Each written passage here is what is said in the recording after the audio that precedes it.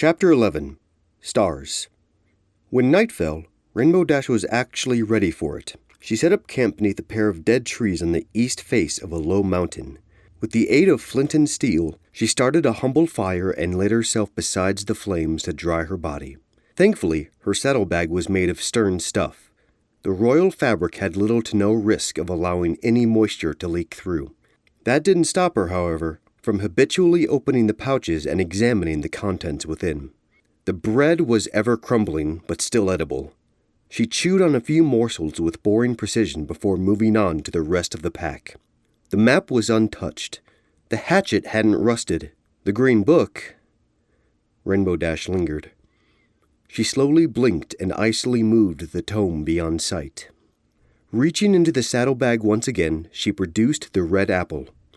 It was as shiny and beautiful as the bright afternoon when she plucked it. Squinting through the flickering firelight, she polished the surface once more and smiled proudly at the fruit's glistening skin. Her stomach, barely aided by the stale bread, gurgled deliciously for the sweet object in her grasp. She did not give in to it, and instead placed the fruit back into the deepest recesses of the saddlebag. Minutes later, Rainbow Dash was lying on her back, her ears enchanted by the percussion of the campfire's crackling embers. She gazed at the stars, not with amazement and wonder, but rather with a placid solemnity. It seemed as though no matter how far she flew or how many miles she traveled, the constellations looked the same, so that the lone Pegasus wondered if she had crossed any distance at all. At least the stars had texture to them. Drawing in and out of the streaming band of the Milky Way, she could have sworn she saw color, blues and reds pushing and pulling at her eyes. However, she danced with them like a stone golem would patrol a cemetery. There were too many stars to grow attached to.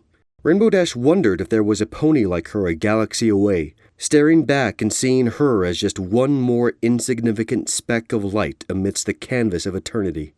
In the end, as her squinting eyes took her into the unforgiving realm of sleep, all of the light bled into a heartless gray, and it felt to Rainbow Dash as if she had never taken to the air to begin with. She tried to shatter these thoughts. She remembered the quarry eels. She remembered countless other dangers that she had recently encountered, each of them wild and spectacular. She had flown fearlessly into the angry faces of anything and everything she had come across, and still, the night sky looked gray as she fell into slumber. So she embraced blackness instead. Clenching her eyes tightly shut, she rolled herself into her blankets until they enshrouded her like a cocoon. Somewhere in the midst of that lonesome dark, she felt her head filling with her own heartbeat.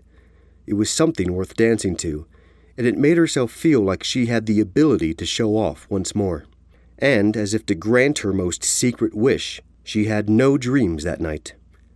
When the stars passed over Rainbow Dash, they shone over a smile.